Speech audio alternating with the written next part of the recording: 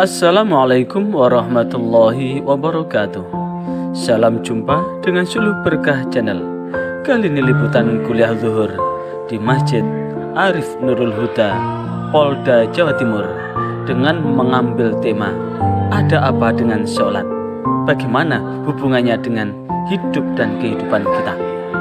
Sebelum Anda melanjutkan, untuk menonton channel ini jangan lupa subscribe, like, dan komen untuk keberlanjutan dari tali silaturahim kita. Selamat menyimak dan menyaksikan. Assalamualaikum warahmatullahi wabarakatuh. Alhamdulillah, Allahumma salli wa sallim wa barik ala sayyidina Muhammadin wa ala alihi wa ashabihi wa man irtadaha wa ba'd. Hadratal Mukhtaramin, para sesepuh bini sepuh yang ada di Polda Jawa Timur ini, segenap takmir masjid, hadirin hadirat yang berbahagia, tiada kata yang patut kita ungkapkan pada siang hari ini kecuali syukur alhamdulillah, di mana Allah telah memberikan bimbingan dan taufiknya buat kita semua, sehingga kita mampu memenuhi panggilannya guna melaksanakan sholat zuhur berjamaah. Maka mudah-mudahan sholat zuhur yang kita laksanakan ini, yang sebelum sholat jamaah seperti ini, kita awali dengan sholat qobliyah 4 rakaat, dan kemudian selepas ini nanti diakhiri dengan sholat ba'diyah 4 rakaat. Mudah-mudahan mencocoki dengan janji Rasulullah SAW, man hafadha ala arba'a qabla zuhri wa arba'a ba'dahu harramallahu jasada wal nar. Siapa yang menjaga, memelihara 4 rakaat sebelum zuhur dan 4 rakaat sesudahnya, Allah akan mengharamkan jasadnya dari api neraka. Karena itulah mudah-mudahan kenikmatan yang kita rasakan hari ini, yang telah melaksanakan sholat zuhur berjamaah ini, mudah-mudahan bergema buat keluarga kita, buat anak turun kita, hingga mudah-mudahan Allah memberikan jaminan keselamatan buat diri kita, keluarga kita, dan anak turun kita. Hadirin yang berbahagia, hari ini saya akan mengangkat topik ada apa dengan sholat. Sekali lagi, ada apa dengan sholat?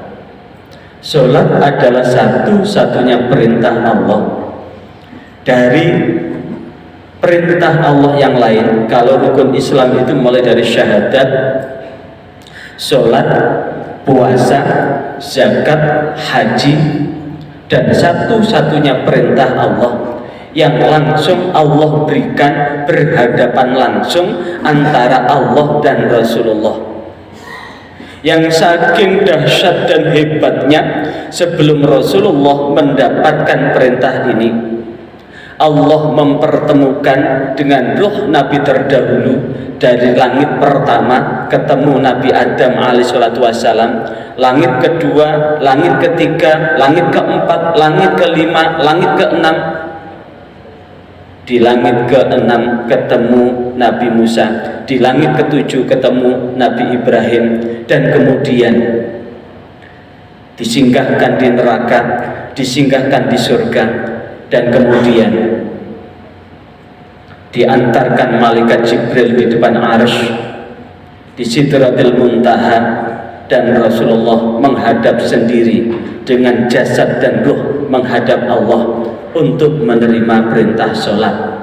Yang saat Rasulullah bertemu Allah, Rasulullah mengucapkan at-tahiyyatul mubarakatus sholawatut thayyibatu lillah.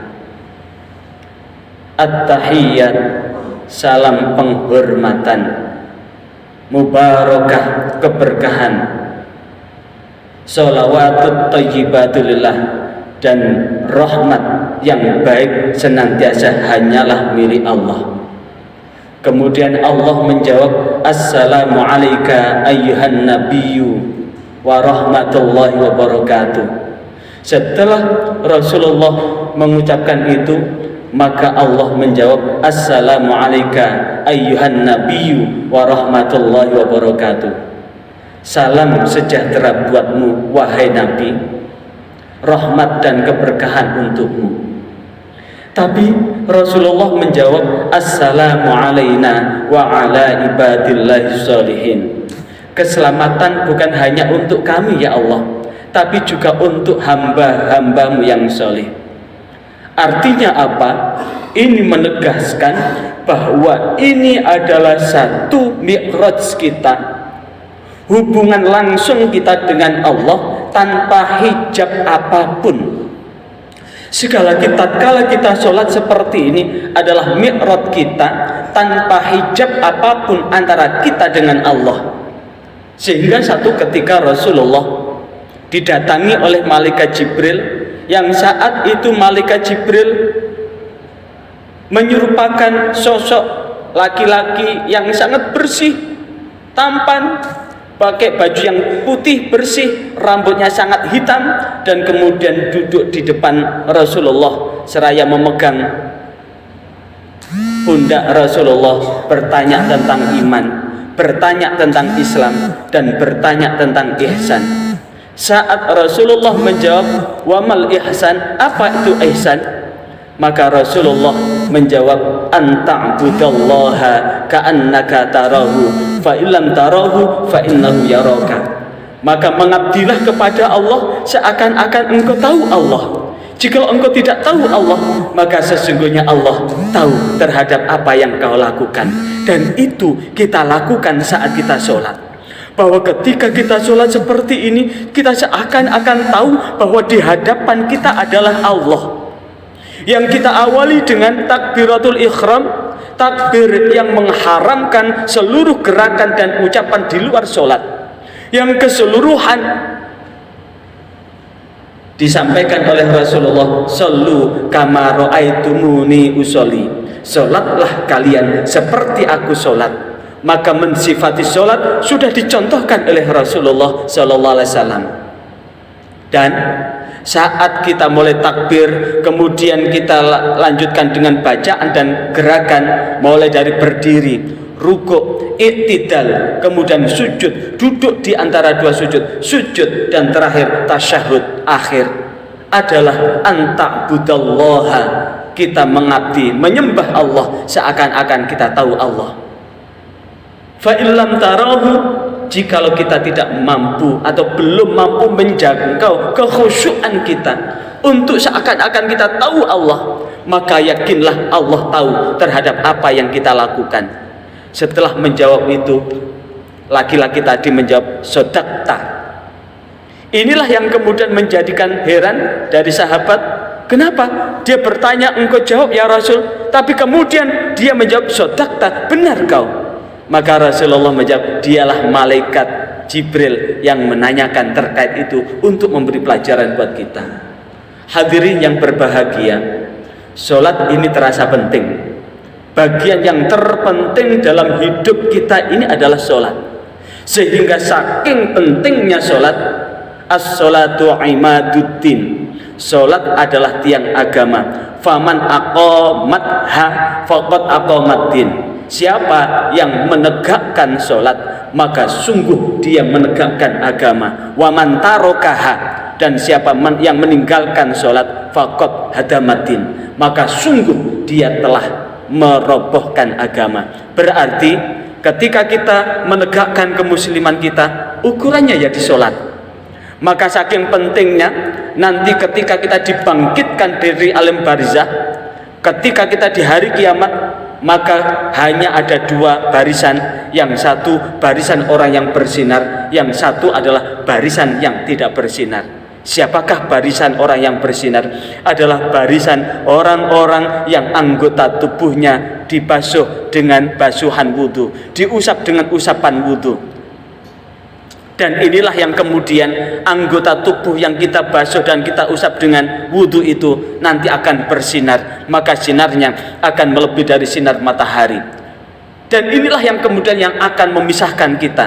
Dan ini yang semuanya keseluruhan. Ibarat seorang penumpang bis, maka resiko apapun akan ditanggung penumpang.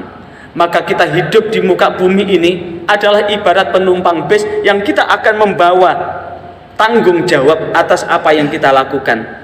Pak, tapi tanggung jawab yang paling besar apa? Bagaimana kita semua ku anfusakum wa ahlikum naro. Bagaimana kita menjaga diri kita dan keluarga kita dari api neraka. Dan munasabatu ayat surah ini adalah surah Toha ayat 112. Di sana ternyata perintahkan keluarga dengan sholat. Maka inilah yang kemudian piranti penting sholat ini adalah tegak di dalam diri kita, tegak di dalam keluarga kita. Maka ini akan lempeng dalam rangka menjaga kehidupan ini. Survei membuktikan orang-orang yang betul-betul seperti ini di masjid, di soft-soft pertama, bisa introspeksi, muhasabah pada diri kita. Di masjid manapun, sekali lagi, di masjid manapun, kalau ada orang yang setiap zuhur, setiap azan, apakah itu azan maghrib, azan isya, azan subuh, azan zuhur, azan asar, yang kemudian pada saat azan itu kemudian sudah ada di barisan, yang kemudian sebelum sholat jamaah tadi, sholat sunnah dulu. Ini ternyata survei membuktikan adalah termasuk orang-orang yang memiliki kedisiplinan yang tinggi. Paling tidak termasuk orang-orang yang mempunyai jiwa yang istiqomah, termasuk Ustadz Baharun, kemudian beliau yang ada di depan. Ini adalah termasuk orang-orang yang mempunyai disiplin yang tinggi dalam rangka apa? Dan inilah benar jikalau kemudian Rasulullah satu ketika ditanya oleh Abdullah, ayyul amali ahabbu ilallah, amal apa yang paling Allah cintai? Ayyul amali aqrabu ilal jannah, amal apa yang paling mendekatkan ke surga? Ayyul amali afdalu, amal apa yang paling utama? Ternyata jawaban Rasulullah adalah as-salatu ala waqtiha, salat yang kita kerjakan dalam waktu yang seperti ini. Bahkan jikalau kita ingin memohon doa munajat kepada Allah, mudah-mudahan kita diselamatkan dari api neraka, ternyata istiqomah dengan sholat zuhur seperti ini, jamaah seperti ini. Dan sebelum kita jamaah, kita awal dengan sholat qobliyah 4 rakaat dan ba'diyah 4 rakaat.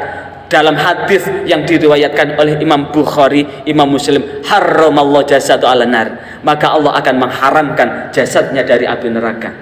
Maka mudah-mudahan dengan sedikit ini Allah membentangkan ridho dan rahmatnya buat kita semua, sehingga energi positif yang ada mudah-mudahan memberkahi tempat kita bekerja, memberkahi keluarga kita, memberkahi istri dan anak-anak kita, dan mudah-mudahan kita semua dan anak turun kita tetap dibimbing oleh Allah di jalan yang benar, jalan yang Allah selamatkan, tentu jalan keselamatan dunia hingga akhirat. Dan mudah-mudahan kita dikumpulkan dengan orang-orang yang dijamin dengan surga.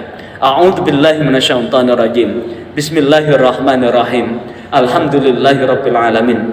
Allahumma shalli wa sallim wa barik ala sayyidina Muhammad walhamdulillahirabbil alamin. Ya Allah, ya Fatah, wahai Zat yang maha membuka segala pintu rahmat, wahai Zat yang maha membuka segala pintu keselamatan, wahai Zat yang maha membuka segala pintu kebaikan. Hari ini kami bersimpuh di masjid ini ya Allah, dalam rangka menghambakan diri kami kepadamu dengan melaksanakan apa yang Engkau panggilkan pada kami untuk melaksanakan sholat zuhur berjamaah di tempat ini. Karena itulah ya Allah, getarkanlah energi positif ini buat teman-teman kami, buat saudara kami, buat keluarga kami, buat anak turun kami, agar kami senantiasa fafiru ilaika ya Allah, untuk berfastabiqul khairat, untuk melakukan amal soleh yang membuat Engkau ridha. Dan jika Engkau telah ridha ya Allah, maka beri hidayah kami semua, istri kami, keturunan kami, anak kami. Bimbinglah kami untuk tetap berusaha menjadi orang yang solih-solihah, patuh taat kepadamu, ahli ibadah, ahli haji, ahli umrah, ahli ilmu, istiqomah dengan ilmu. Dan sentuhkanlah kesempatan berjuang menuju ridhomu, dan tebarkanlah ridhomu dengan surgawimu, dan janganlah engkau timpakan azab dan murkamu pada kami, sehingga kami tidak akan kuat terhadap apapun yang engkau timpakan pada kami. Hanya kepadamu ya Allah kami mengabdi, dan hanya kepadamu lah ya Allah. Demikian liputan kuliah zuhur di Masjid Polda Jawa Timur. Sebelum Anda meninggalkan channel ini, jangan lupa subscribe, like, dan komen untuk keberlanjutan dari tali silaturahim kita. Sampai jumpa kembali. Wassalamualaikum warahmatullahi wabarakatuh.